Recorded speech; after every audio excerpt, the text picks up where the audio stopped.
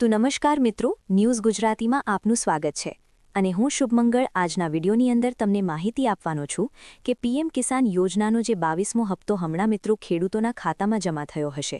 2 દિવસ પહેલા 13 તારીખે મિત્રો સાંજે 5 વાગે ઘણા બધા ખેડૂતોને નથી મળ્યો અથવા અમુક ખેડૂતોને 2000નો મળ્યો હશે તો અમુક ખેડૂતોને 4000નો મળ્યો હશે.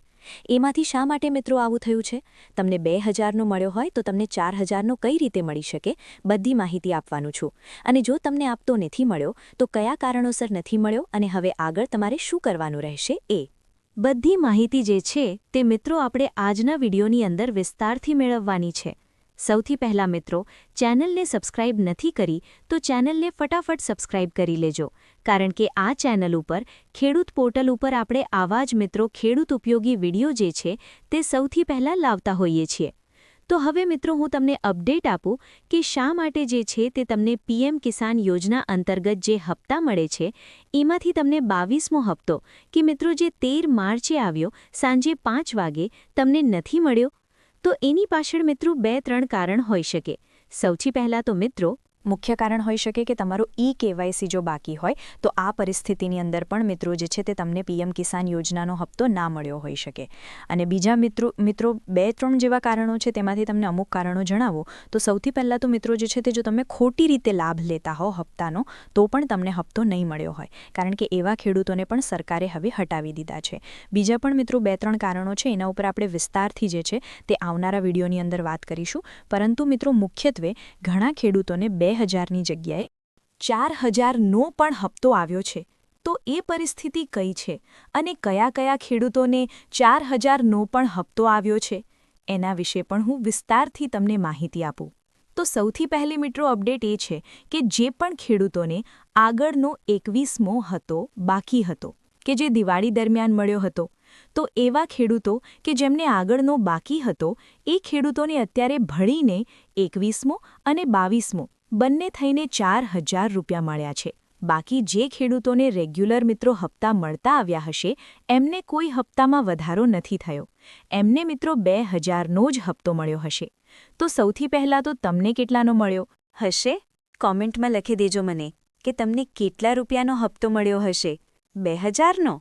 મિત્રો, હવે જો તમને 2000નો કે 4000નો કોઈ પણ હપ્તો મળ્યો જ નથી તો આવી પરિસ્થિતિમાં તમારે શું કરવાનું છે કે પીએમ કિસાન યોજનાનો જે 22મો હપ્તો ખેડૂતોના ખાતામાં જમા થયો એ તમને નથી મળ્યો, તો આ પરિસ્થિતિની અંદર સૌથી પહેલાં જે છે તે મિત્રો તમારે એક એક્શન લેવાની છે. સૌથી પહેલાં તમારે બેંકમાં જઈને સ્ટેટમેન્ટ કઢાવવાની છે, કારણ કે જો તમારા ખાતામાં હપ્તો આવ્યો હોય, ઘણી વખત એવું બની શકે કે બેંક તરફથી મેસેજ આપવામાં નથી આવતો.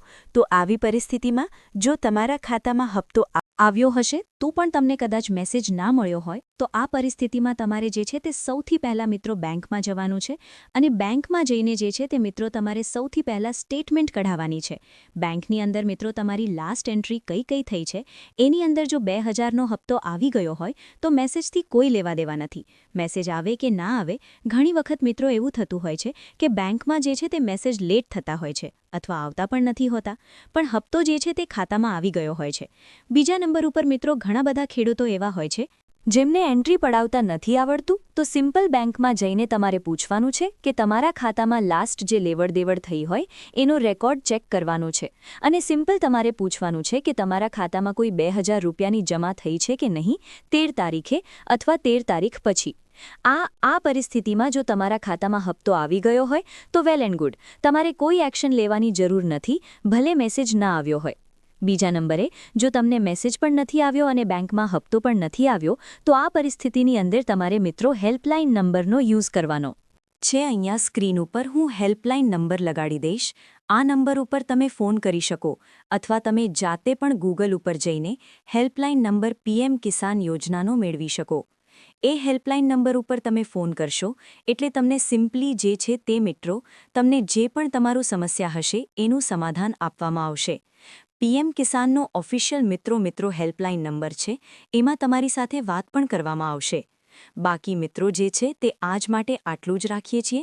22 મતા વિશે મિત્રો જે કંઈ પણ અપડેટ આપવાની હતી મેં તમને આપી દીધી. અને જે મિત્રો હપ્તો આવી ગયો હશે તો હવે મિત્રો સિમ્પલ તમારે આવનારા વિડીયો કયા જોવા છે કોમેન્ટમાં લખજો.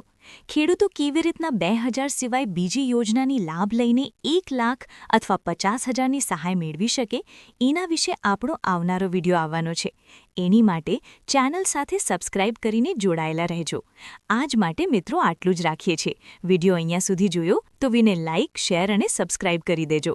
ખૂબ જ ટૂંકો વિડીયો ફટાફટ મિત્રો બનાવેલો છે, કારણ કે ઘણા બધા લોકોના પ્રશ્નો આવી રહ્યા હતા કે ઘણા બધા લોકોને હપ્તા નથી મળ્યા. તો એ પરિસ્થિતિ માટે મિત્રો મેં ફટાફટ વિડીયો બનાવી દીધો છે. તમારે કશું પણ કરવાની મિત્રો જરૂર નથી. સિમ્પલી મેં તમને કહ્યું એ પ્રમાણે તમારી એન્ટ્રી પડાવવાની છે. અને જો હપ્તો ના આવ્યો હોય તો મિત્રો એના 2-3 કારણ હોઈ શકે. મેં તમને પહેલું કારણ ગણાવ્યું કે તમારું ઈ-કેવાયસી બાકી હોઈ શકે. જો તમે ઈ-કેવાયસી પણ કરાવીશો તો તમારા જમીનના રેકોર્ડ, જેમ કે તમારી જમીન હોય મિત્રો, એ કોઈ બીજાના નામે હોઈ શકે, અથવા તમારા જમીનમાં તમારા દસ્તાવેજની કે જે કંઈ પણ પ્રૂફ હોય એમાં તમારું નામ અલગ હોય અને બેંક ખાતામાં અલગ નામ હોઈ શકે. બેંક ખાતામાં તમારું આધાર કાર્ડ લિંક છે કે નહીં એ પણ એક વખત ચેક કરી લેજો. અને બીજા નંબરે મિત્રો કેટલીક અપડેટ એ પણ આવી રહી છે કે જો તમારી પાસે કોઈ સરકારી નોકરી હોય, ઘર પરિવારમાં તમારા ઘરનો પગાર 1 લાખથી વધારે હોય તો આવી પરિસ્થિતિમાં પણ સરકાર હપ્તા આપતી નથી. બીજા નંબરે તમે કોઈ બીજી સરકારી યોજનાનો લાભ લઈને મહિને 15,000થી વધારે લાભ લઈ રહ્યા હો તો એ પરિસ્થિતિમાં પણ હપ્તા નહીં મળે. તો આવા અધ્યક કારણો હોઈ શકે, પરંતુ મિત્રો એક મોટી વાત એ છે કે અત્યારે ભલે તમને હપ્તો ના મળ્યો, આ સમસ્યાઓ છે તેનું જો તમે સમાધાન લઈ લેશો, જે કંઈ પણ મિત્રો કારણે તમને હપ્તો નથી મળ્યો એ કારણ તમે સુધારી લેશો, તો મિત્રો આવનારો જે હપ્તો આવશે 23 મે એમાં બધા હપ્તા તમારા ભળીને એક સાથે પણ આવી શકે. અને કેવી રીતના એ બધી ભૂલો તમે સ્વીકારી સુધારી શકો અને કઈ કઈ ભૂલ છે જાણી શકો એ માટે ચેનલ સાથે જોડાયેલા રહેજો સબસ્ક્રાઇબ કરીને. આપણી આ ચેનલ ઉપર સ્ટેપ બાય સ્ટેપ હવે આગળ વિડીયો મૂકવામાં આવશે. એના માધ્યમથી તમને જાણ થઈ જશે કે કેવી રીતના એ બધી વસ્તુઓ જે છે મિત્રો તમે સુધારી શકો.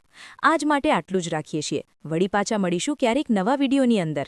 ત્યાં સુધી દરેક લોકો જે છે તે આજ માટે રજા આપશે. ધન્યવાદ. જય માતાજી, જય દ્વારકાધીશ.